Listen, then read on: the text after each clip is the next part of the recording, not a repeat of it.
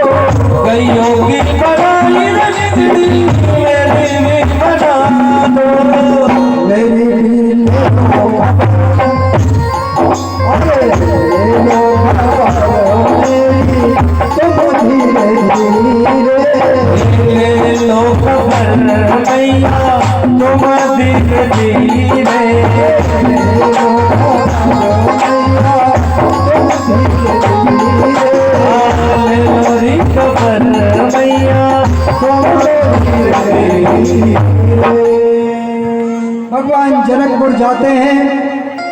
धनुष तोड़कर कहीं राजा को मान मर्दन कर सीता जी को ब्याह कर चारों भाई अयोध्या आते हैं। कैकेयी के वचन मांगने पर भगवान को राम का वनवास होता है और भगवान राम जी को वन में चले जाते हैं।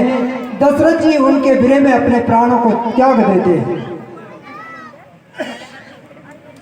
भरत जी को शत्रुघ्न को जब यह बात मालूम पड़ी तो भरत जी अपने भाई को मनाने के लिए चित्रकूट पर जाते हैं, सारी अयोध्या को साथ में लेकर के, और रास्ते में निषाद राज से भेंट होती है। भगवान भी निषाद राज के द्वारा चित्रकूट तक गए और ये भरत भाई भी चित्रकूट पर जाकर अपने भाई को मनाया और उनकी चरणोपादिका लेकर के अयोध्या आकर के और 14 वर्षों तक गांव के बाहर रहकर नंदी ग्राम में रहकर के भरत जी ने अपने भाई की पावड़ियों की आज्ञा के द्वारा अयोध्या का राज चलाया। जो कोई भी काम होता पावड़ियों के आगे कहते और जो वहां से हृदय में बात उपजती वही बात राज्य में करते। इस प्रकार अपने अयोध्या का 14 वर्षों तक राज्य किया। कहते महाराज भगवान ने चित्रकूट पर बहुत सारी भीड़ देखी ऋषि मुनियों का, तो उन्होंने कहा राक्षसों का वध कैसे हो, इसलिए भगवान वो जगह छोड़ करके और सीता के साथ पंचवटी चले गए। वहां शूर्पणखा के आने पर भगवान ने लक्ष्मण के द्वारा शूर्पणखा की नाक कान का छेदन किया और रावण को पत्रिका दी। खरदूषण त्रिशा आदि का वध हुआ और सीता जी का हरण रावण ढोंगी साधु बन करके ले गए। कहते हैं महाराज ढोंगी साधु सतयुग, द्वापर, त्रेता और कलयुग में भी हुए हैं और आगे भी होते रहेंगे, तो इन ढोंगी के चक्कर में असली का अपमान कभी ना करें। ढोंगी तो त्रेता युग में भी हुआ, रावण हुआ तो सीता का हरण करके ले गए। ऐसे साधु हमारे यहाँ भी हुए हैं जो अभी जेल में पड़े हैं। तो इसलिए ढोंगी के चक्कर में असली का अपमान ना करें, देख परख करके। जब भी तो कहा है देख परख के गुरु और देख परख करके साधु संतों का सम्मान करो। अगर अपने लगे तो ठीक है, नहीं तो मंदिर में उनका दाना पानी दे दो और 1-2 रात से ज्यादा सेवा ना करो। इसलिए कहा है महाराज कलयुग में महात्माओं की सेवा कम करती है। भगवान राम जी सीता का हरण हो गया। हनुमान जी महाराज सीता की खोज करने के लिए लंका गए, लंका जलाकर सीता की सुध लाकर राम को दी और भगवान राम ने बाली का वध किया, सुग्रीव को राज तिलक दिया और इसके बाद भगवान ने लंका पर चढ़ाई कर दी, समुद्र का पुल बनाया और समुद्र का पुल बनाने के बाद भगवान लंका पर आक्रमण किया। रावण के बड़े बड़े बेटे कुंभकर्ण, मेघनाद, घन्नान आदि को वध किया। रावण का वध कर सीता के साथ भगवान पुष्पक विमान में बैठकर अयोध्या आते हैं। अयोध्या में भगवान का राज हुआ। इस प्रकार भगवान की राम की कथा आपको संक्षेप में सुनाई। कहते हैं भगवान राम पहले आए क्योंकि राम का नाम सीधा है, इसलिए पहले राम बोलना सीखो। वाल्मीकि जी महाराज ने भी मरा उच्चारण किया, राम का नाम दिया नारद जी ने, पर नाम लेते तो मरा निकलता था। आज वो वाल्मीकि हो गए और राम के बाद आते हैं कृष्ण। इस प्रकार भगवान राम के चारों भाइयों के 2-2 पुत्र हुए और भगवान ने उनका अभिषेक किया और अपने सखाओं के सहित सरयू नदी में भगवान अपने परम धाम को चले गए। बोलो गोपाल कृष्ण भगवान की जय हो। चंद्रवंश में अब आता है राजा उग्रसेन का राज। उग्रसेन की जो पत्नी थी, यह पत्नी एक बार अपने पिताजी के यहाँ मायके गई, बड़ी सुंदर थी, पर कहते हैं मायके में ही जब बगीचे में घूमने गई तब ये एक तरफ चली गई और वहाँ एक राक्षस था। उस राक्षस ने इसका अपहरण करके बलात्कार किया। उसी समय का गर्भ रहा, इसीलिए ये उग्रसेन की जो औलाद थी कंस, ये उग्रसेन का नहीं था, ये उस राक्षस का था। उग्रसेन राजा धर्मात्मा थे और कंस पाप वृत्ति का था। कहते महाराज उग्रसेन के जो भाई थे उनकी कन्या थी 8। 7 का ब्याह भी वासुदेव से किया। अब जब 8वीं का नंबर आया तो उन्होंने कहा जगह जगह जमाई ढूंढता पड़ो। जब 7 एक ही के दे दी तो एक बेटी भी इनको ही ब्याह दिया। ऐसा कह करके उन्होंने वसुदेव के साथ अपनी बहन का ब्याह किया। कंस अपनी बहन से बहुत ज्यादा प्रेम करता था, इसलिए रथ में चढ़ाकर और अपनी बहन को विदा करने जा रहा था। उसी समय आकाशवाणी होती है, हे कंस, तू जिस बहन को विदा करने जा रहा है उसका 8वां पुत्र तेरा वध कर दे। ऐसा सुनते ही कंस को गुस्सा आई और देवकी को मारने के लिए तलवार खींच ली। तब वसुदेव ने समझा कि मैं पति हूं तो पत्नी का प्राण बचाने का धर्म होता है पति का। पति का धर्म है कि अपनी पत्नी की रक्षा करे, जैसे भी वो करे। वसुदेव ने समझाया, नहीं समझ में आई। तो वसुदेव ने कहा, भाई तुमको इससे कोई डर नहीं है, इसकी संतान से डर है तो जितनी भी संतान होगी मैं तुम्हें ला करके दे दूंगा। कंस मान गया कि वसुदेव कभी झूठ नहीं बोलते हैं, इसलिए कंस ने देवकी और वसुदेव को छोड़ दिया। समय आने पर इनके घर पुत्र हुआ और जैसे ही पुत्र का जन्म हुआ कि वसुदेव उस पुत्र को लेकर के और कंस के पास पहुंच गए। कंस ने जाकर हाथ में दे दिया और कंस ने देखकर कहा, वसुदेव जी, मुझे तुम्हारे इस पुत्र से कोई डर नहीं है, मुझे डर है तो तुम्हारे 8वें पुत्र से, इसलिए महाराज इसे अपने घर ले जाइए।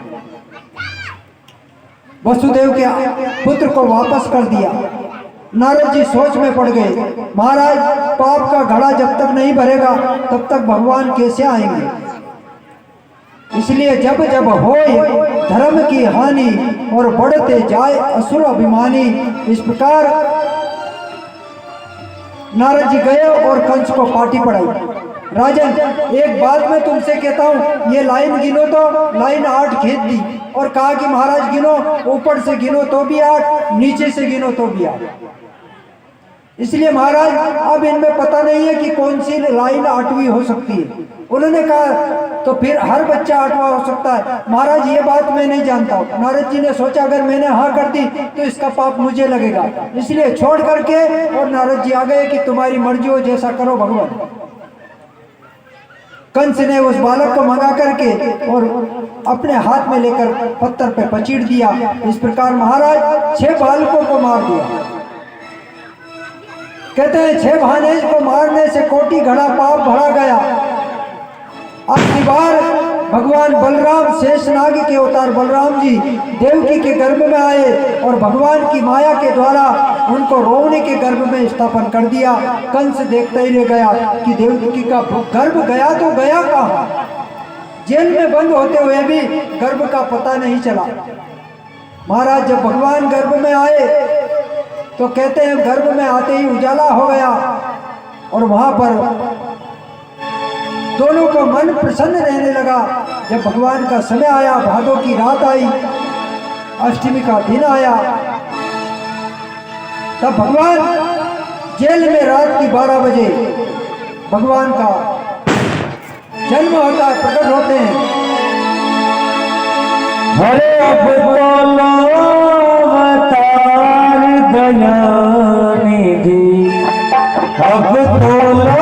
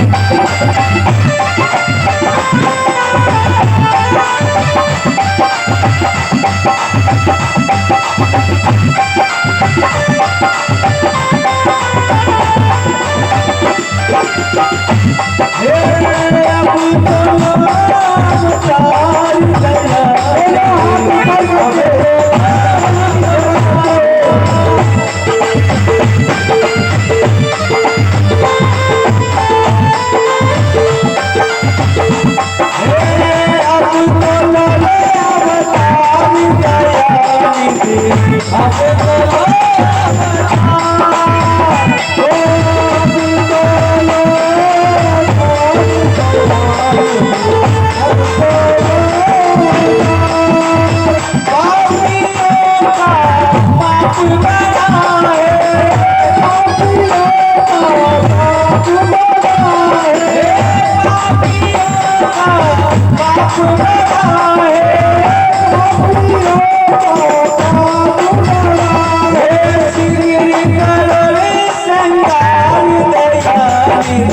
अब तो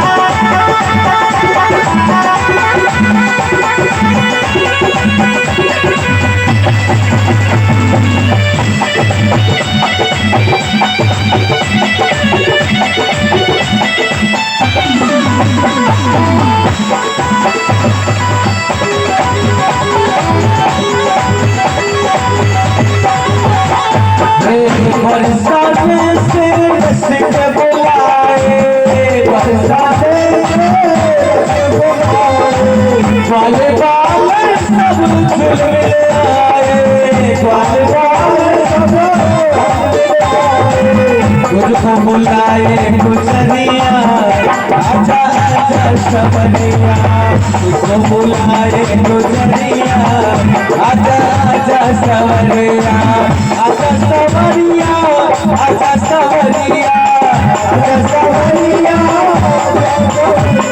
सोनी है ओ सोनी है गुजरिया आजा आजा सबरिया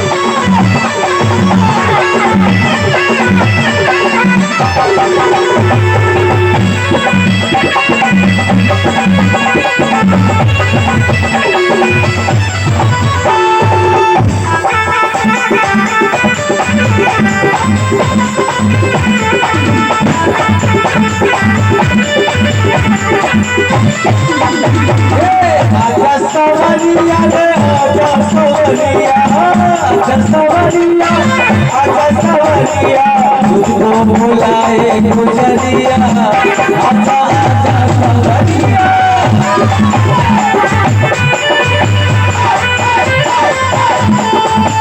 बसे गलिया लाल की बसावे सरकार की नंद गरा नंद भयो जय कन्हैया लाल के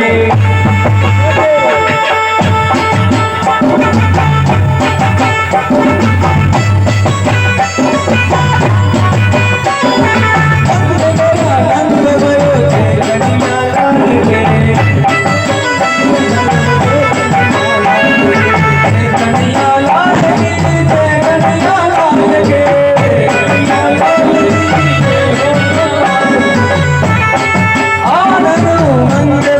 जय कन्हैया लाल के सभी बैठ जाए अभी आपको मौका दिया जाएगा खड़ा होने का। सभी बैठ जाए, व्यवस्था भंग ना करे या आप संस्था काम में सुचारू रूप से सभी कार्य हो जाए तो अच्छा रहेगा। आपसे निवेदन की सभी बैठ कर आनंद रहेंगे।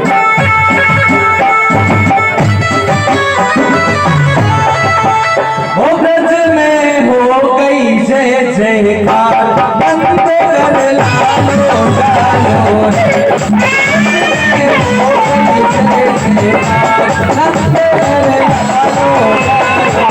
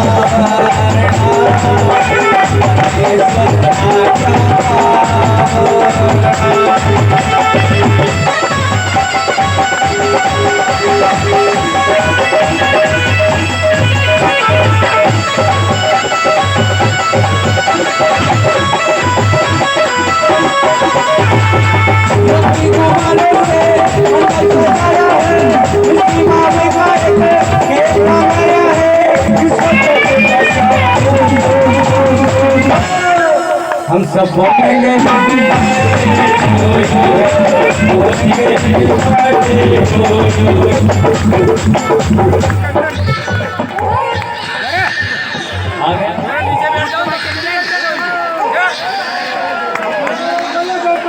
भगवान की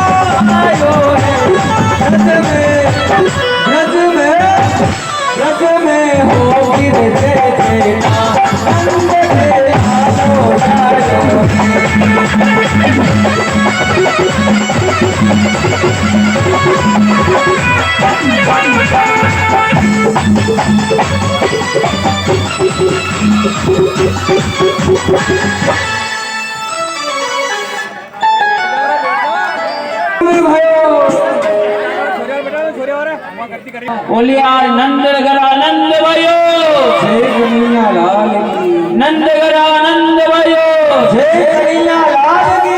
आप सभी को पुनः एक बार और लाला के जन्म की लाखों लाखों बधाई हो, बधाई हो। खा पी के नहीं आए आज कोई भी, भूख लग रही है।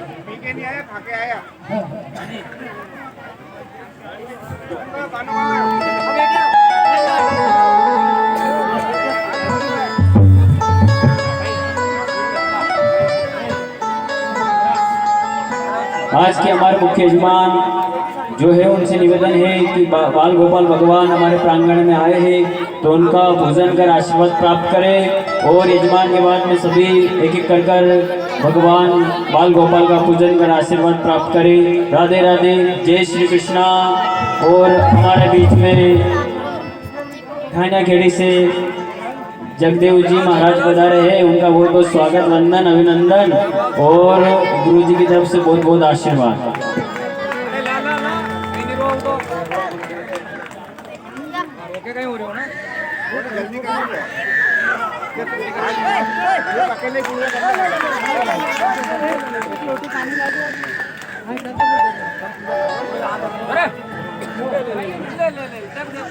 गुरुदेव,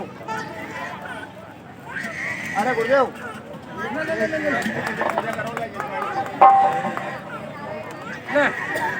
पैसा ले